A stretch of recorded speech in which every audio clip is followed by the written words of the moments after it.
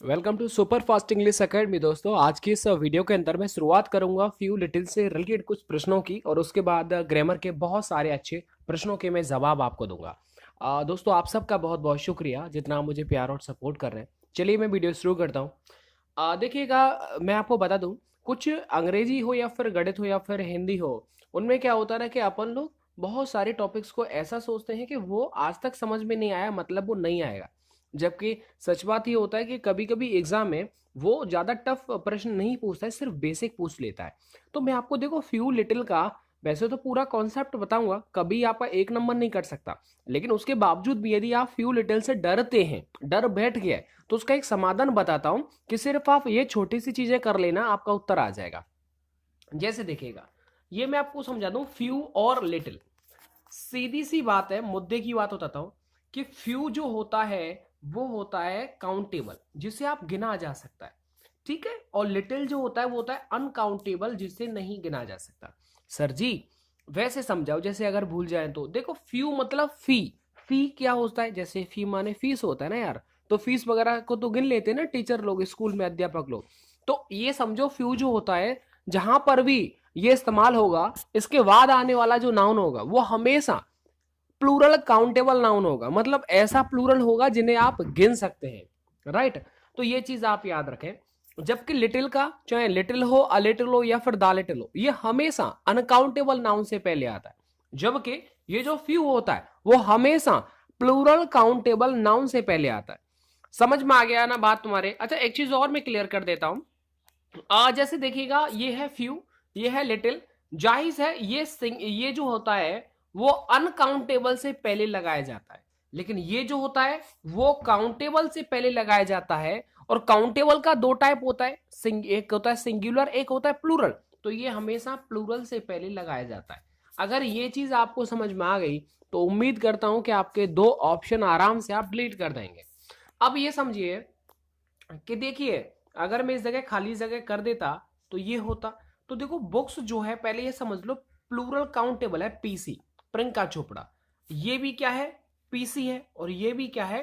PC है। तो ये एकदम क्लियर है कि इन सभी ऑप्शन में लिटिल तो आएगा ही नहीं।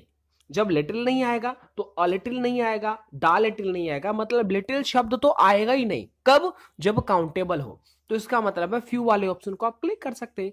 अब इनमें आप प्रायोरिटी मैं आपको बता देता हूं, समझ में आ गया? अब देखो कि सर फ्यू, अ फ्यू और द फ्यू, सर ये लगाते कैसे, हमें ये कैसे अंदाजा पड़े? देखो, इसके जो मीनिंग, जो एक परिभाषा होती है, उससे आप नहीं समझ पाएंगे। सीधी सी बात आप ऐसे समझो कि जैसे देखो, जो ये जो होता है ना भाई, जैसे मैं इधर आपको लिख करके थोड़ा मैं समझा देता हूं। जैसे ये लिख रहा है फ्यू, और एक मैं इधर बना देता हूं, ये लिख रहा है लिटिल, ठीक है। ये है आपका अ फ्यू, और ये आपका अ लिटिल। एक है आपका द फ्यू, और एक है आपका द लिटिल। अब इन दोनों में आप ये समझिएगा कि ये जो फ्यू और लिटिल, यानी ऊपर वाला जो पार्ट होता है ना भाई, ये जो ऊपर वाला पार्ट होता है, ये होता है हमेशा नेगेटिव। इसे क्या बोलते हैं? इसको, ये नेगेटिव मीनिंग रखता है। यानी कि किसी भी संख्या की जो एक संख्या जो होती है वो बिल्कुल नेगेटिव है, जिससे आपका काम नहीं चल सकता। अब जैसे अगर मैं बात कर देता हूं कि आपको एक जैसे उत्तर प्रदेश के अंदर सरकारी विद्यालयों में आपको बच्चों को किताबें बांटनी है, तो किताबें काउंटेबल है। अब आपके पास सिर्फ दो किताबें हैं, तो बता दो किताबों से पूरे उत्तर प्रदेश में क्या हो जाएगा? तो वो तो नेगेटिव हो गया ना। वो तो चाहे हो या ना हो, बात बराबर है। तो ऐसे ये जो ऊपर वाली जो लाइन होती है दोनों, ये जो होता है फ्यू हो चाहे लिटिल हो, ये सब नेगेटिव मीनिंग दिखाती है। बात करते हैं ये जो होते हैं, ये इसे छोड़ करके ऊपर वाले को, ये सब पॉजिटिव मीनिंग रखाते हैं। जबकि इन दोनों में जो होता है संख्या और मात्रा थोड़ा सा अंतर होता है। यानी कि अ लिटिल हो या फिर अ फ्यू हो, यहां तो गिनती की बात होती है, यहां मात्रा की बात होती है, परिमाण की बात होती है। तो ऐसे में क्या होता है कि इसका मतलब होता है, अ फ्यू का मतलब होता है कि आपके पास यू हैव समथिंग, जिससे ज्यादा तो नहीं है लेकिन इतना है कि आपका काम चल जाएगा। तो उसे बोलते हैं अ फ्यू, उसे बोलते हैं अ लिटिल। एक होता दाफ्यू, मतलब जो भी है वो सब कुछ है, जो भी तुम्हारे पास है वो सब कुछ है तुम्हारे पास, तो वहां पर आप दा लगा दीजिएगा। और याद रखना, दा में क्या होता है कि आगे सेंटेंस में बोला जाता है कि जो भी है या हैज या हैड आ जाएगा। तो ऐसे में समझ लेना कि वो संपूर्ण मात्रा की बात कर रहा है, जो भी तुम्हारे पास है, पास मतलब हैव हैज हैड, तो ऐसे में वहां पर आपको दा वाला ऑप्शन लगा देना है। और दा और ये लिटिल और फ्यू का सिर्फ हमें पहचान सिर्फ खाली जगह के बाद आने वाले नाउन को देख करके लगा सकते हैं कि इसमें फ्यू वाला आएगा या फिर जो है लिटिल वाला आएगा। चलिएगा आगे बढ़ जाते हैं। तो ये मैंने समझा दिया। आगे आप देखिएगा, जैसे ये लिख रहा है इस जगह खाली जगह है, तो ये है देखो books are available in the library. अब मेरे समझ में ये आ गया कि बुक्स जो है काउंटेबल है, तो लिटिल तो आएगा ही नहीं, तो जाहिर सिर्फ मैंने फ्यू इस्तेमाल कर दिया। Are available in the library, तो ये बात आप समझिएगा कि यहाँ पर फ्यू तो नहीं आएगा, यहाँ पर अ फ्यू आएगा। क्यों? क्योंकि भाई वो बोल रहा है कि कुछ किताबें लाइब्रेरी के अंदर उपस्थित हैं, इसका मतलब वो पॉजिटिव बात कर रहा है। कुछ किताबें हैं, तो कुछ किताबें हैं तो अफ्यू आएगा, सभी किताबें हैं तो दाफ्यू आएगा, राइट ना। अगर ये नेगेटिव होता यानी फ्यूज, अगर हम इस जगह फ्यू लिखते तो बताओ क्या ये सेंटेंस सही होता? जब अवेलेबल है तो जबकि फ्यू जो होता है वो नेगेटिव मीनिंग रखता है, और इसमें बोल रहा है कि लाइब्रेरी के अंदर किताबें अवेलेबल हैं, तो इसका मतलब फ्यू या लिटिल का तो कोई मतलब है ही नहीं।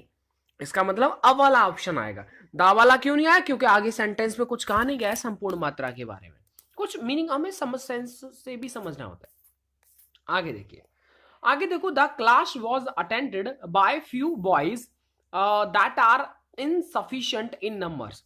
अब ये समझिएगा मैंने क्या क्या बोला कि ये देखो लिख रहा है फ्यू बॉयज। अब ये देखिएगा, यानी the class was the class was attended by few boys that are insufficient in numbers.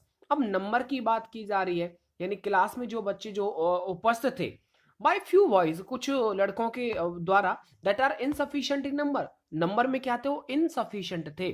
तो ऐसे में आपको ये समझ लेना है कि क्लास के अंदर कुछ जो है बच्चों की बात की जा रही है, तो कुछ की बात की जा रही है, इसका मतलब क्या हो जाएगा यहाँ पर? अ फ्यू यहाँ पर राइट हो जाएगा। तो ये चीजें जो छोटी छोटी चीजें आपको समझ लेनी है, और इसमें कोई भी प्रॉब्लम नहीं होगा। जब आप समझ जाएंगे तो आपको ये जो लिटिल और फ्यू वाला कंफ्यूजन है वो दूर हो जाएगा। आगे देखिएगा, अब लिटिल का भी सेम बता दिया। अनकाउंटेबल है वाटर, तो मैंने लिटिल लगाया। नॉलेज अनकाउंटेबल है तो अ लिटिल लगाया। शुगर अनकाउंटेबल है तो मैंने लिटिल वाला ऑप्शन लगाया। ये चीज आपको समझनी है। चलिएगा आगे मैं आपको बता देता हूं क्या, एंड पूरा भरोसा है मुझे आपको ये समझ में बिल्कुल आ गया होगा। चलिएगा आगे बढ़ जाते हैं। आगे आगे आगे ये क्या आ गया? ये देखिएगा, नॉलेज जो है वो अनकाउंटेबल है, इसका मतलब इस वाले ऑप्शन में फ्यू तो आएगा ही नहीं। आगे देखो, knowledge is a dangerous thing.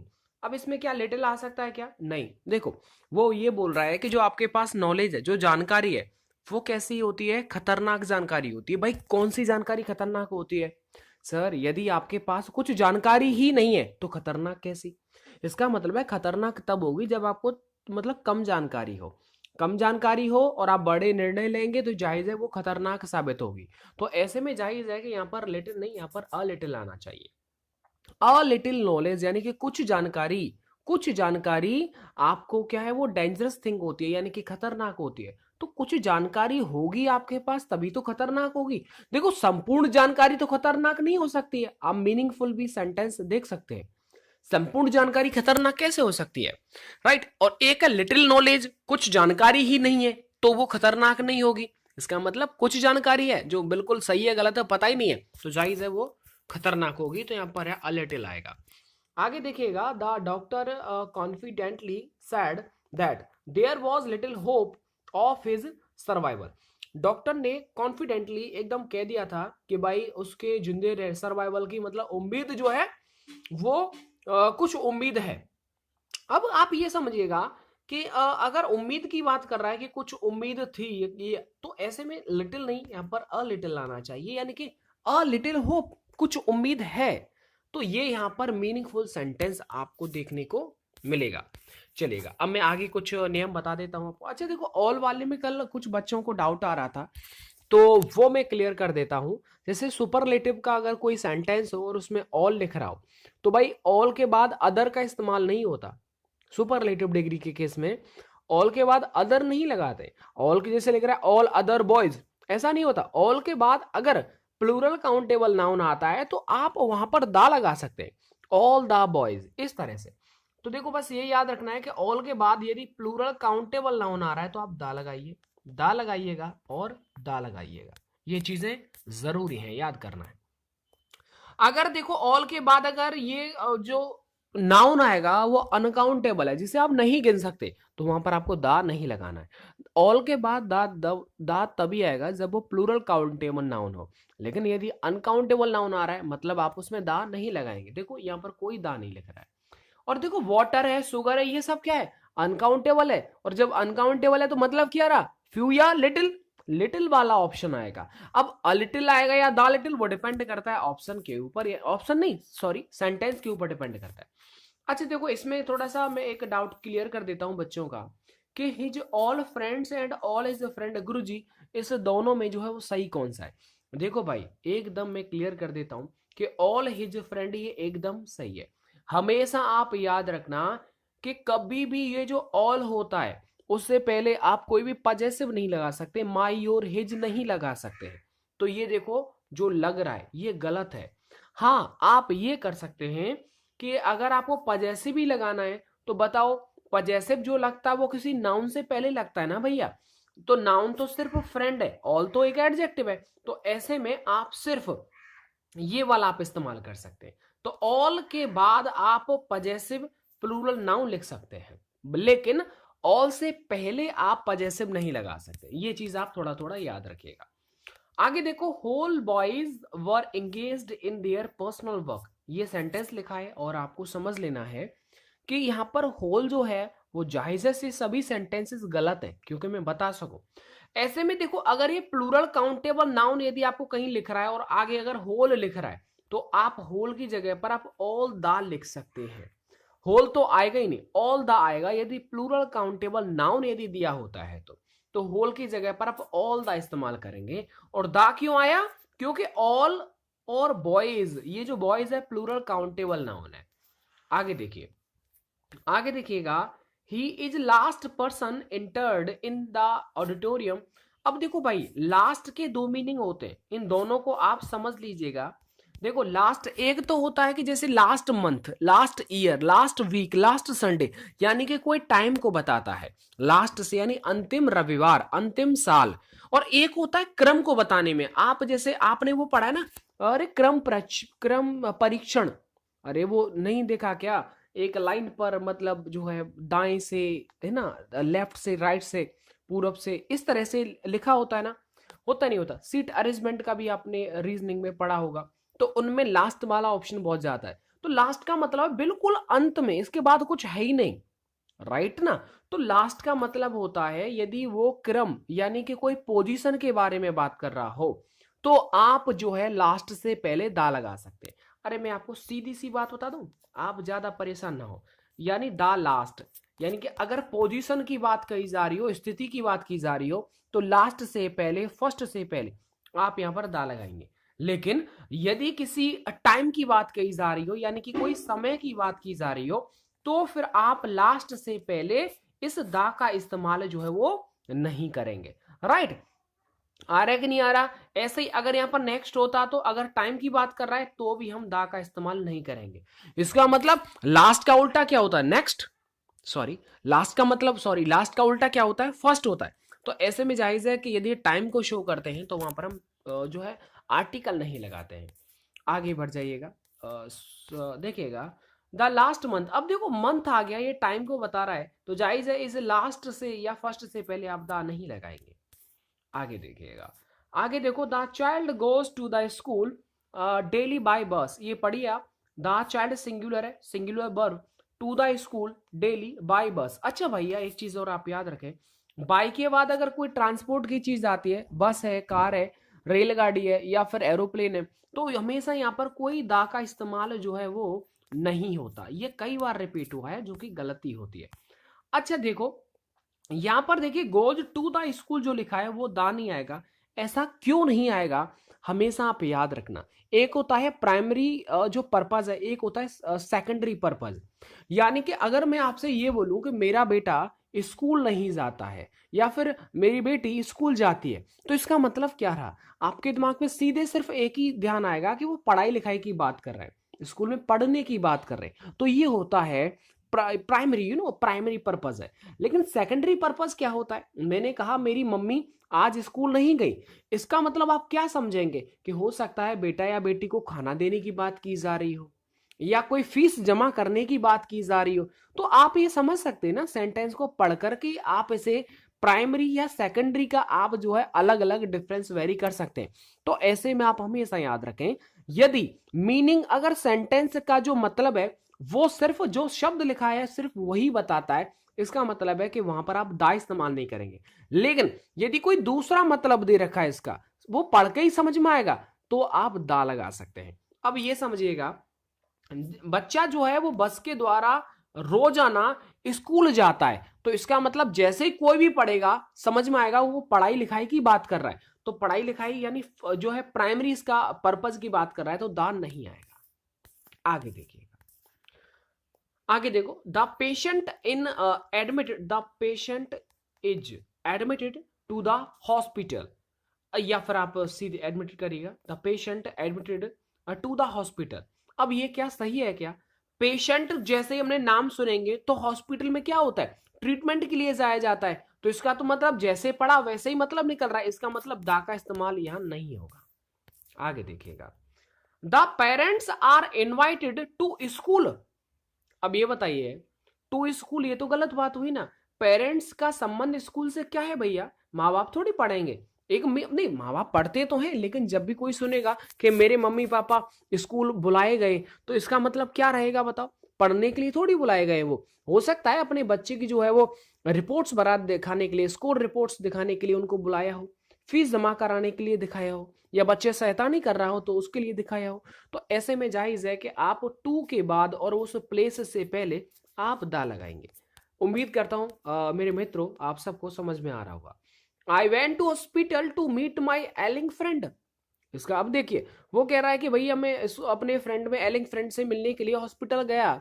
तो एक बात आप मुझे बताइए, मैं अगर किसी से मिलने के लिए, खाना देने के लिए, दवाएं देने के लिए, पैसा देने के लिए, या फिर लुक आफ्टर करने के लिए यदि मैं हॉस्पिटल जाता हूं, तो जायज है कि मेरा सेकेंडरी पर्पस है, वहां पर मैं खुद के इलाज के लिए नहीं जा रहा हूं। जब मतलब दूसरा हो तो आपको याद रखना उस प्लेस से पहले और टू के बाद दा लगा देना है। तो यहां पर याद रखना, यहां पर टू आ जाएगा, सॉरी दा आ जाएगा। ठीक है। अच्छा देखो, मैंने यहाँ पर कल एक चीज बताई थी जो मैं एक बार दोबारा बता रहा हूं, क्योंकि ये सर कई बार रिपीट हुई है, मैं नहीं चाहता कि आपका नंबर कटे। हमेशा आप याद रखना कि Rohit is the better of the two actors. कभी भी ऑफ द टू आ जाए, ऑफ द टू और कंपैरिजन की बात की जा रही हो, सिलेक्शन की बात की जा रही हो, तो हमेशा आप याद रखना कि इस कंपैरेटिव डिग्री से पहले हमेशा दा का इस्तेमाल होता है। किसका होता है? दा का इस्तेमाल होता है। अब एक बच्चे ने मुझे कमेंट कल किया था कि गुरुजी आप एल्डर और ओल्डर में फिर क्या अंतर होता है? देखो, पहली बात तो एल्डर के बाद कंपैरिजन में टू आता है, लेकिन ओल्डर के बाद कंपैरिजन के लिए देन आता है। एक तो ये अंतर हो गया। एक एल्डर जो होता है वो अपने परिवार, अपने रिलेशन का कोई बड़ा भाई है, वहां आप एल्डर लगाइएगा। Understand? You are my elder brother. Understand? तो अब आप ये समझेंगे, अपने खुद की रिलेशन में अगर बात की जा रही हो, कोई बड़ा है छोटा है, तो आप एल्डर लगाएंगे बड़े के लिए। लेकिन अगर रिलेशन में नहीं है, सिर्फ भैया लगता है, तो जाहिज है कि वहां पर ओल्डर आप लगा सकते हैं। चलिएगा आगे बढ़ जाते हैं। ये मैंने आपको कल बताया था, कल पेपर में आया था, मैं एक पेपर पढ़ रहा था, नाम नहीं बताऊंगा वरना आप बबक जाएंगे। तो ऐसे में क्या है कि उसमें ये जो है क्वेश्चन इस तरह से आया हुआ था। ये अलग था, लेकिन जो कॉन्सेप्ट था वो यही था। यानी कि देखो, जब यदि दो विचारों की तुलनात्मक उल्लेख करना हो जहां वाक्य से जितना उतना का अर्थ निकले। अब देखो कितनी रामायण लिख रही है ना, इसीलिए मैं इन रामायण को नहीं लिखता हूं, नहीं आपको दिखाता हूं। सीधी सी बात यार, कि अगर दो सेंटेंस हो, दो सेंटेंस है ना, देखो सब्जेक्ट वर्ब, यानी कि एक सेंटेंस में एक सब्जेक्ट वर्ब, ऐसे समझो। तो ये दो सेंटेंस है, तो दोनों सेंटेंसों की शुरुआत, यदि इन दोनों में से एक की शुरुआत यदि दा कंपैरेटिव डिग्री से होती है, तो दूसरे वाले सेंटेंस की भी शुरुआत दा कंपैरेटिव से होती है, राइट? या फिर ऐसे सेंटेंस दिया होता कि ये हट जाता, और यहां लग रहा है you read the more you learn, समझ जाना कि इस सेंटेंस से पहले आपको दा कंपैरेटिव लगाना है, राइट ना? तो अच्छा, एक और चीज मैं बताऊं, ऐसे गलती भी नहीं बनेगी, ये सिर्फ इस तरह से गलती लिखी आएगी, ये खाली जगह आ जाएगा more you read the more you learn, समझ जाना है, यहाँ पर आपको दा लगा देना है। अब ये मत सोचना कि कंपैरेटिव से पहले दा क्यों लगाया, देखो यहाँ पर भी दा लग रहा था और पीछे वाले में भी मैंने दा लगाया है, तो ये चीजें अपवाद के रूप में इन्हें आप याद कर लीजिएगा। चलेगा दोस्तों, मिलता हूं मैं आपको नेक्स्ट वीडियो के साथ। वीडियो को लाइक एंड शेयर करें और याद रखना, आज अब तो देखो 4-5 वीडियोस में दे चुका हूं ना, उन सभी को आप देखिए। और मैंने प्लेलिस्ट बना दिया है, एयरफोर्स इंग्लिश रूल्स और एयरफोर्स इंग्लिश प्रैक्टिस सेट। तो ये सब मैंने 2 प्लेलिस्ट बना रखी, उन आप दोनों को रेगुलर, उनमें से 2-4 वीडियोस रेगुलर देखते रहिएगा, आपको समझ में आएगा, आपको इंकरेज मिलेगा। उम्मीद करता हूं आप सब समझ पाए होंगे और पढ़ रहे होंगे और मंथन से पढ़ेंगे। धन्यवाद।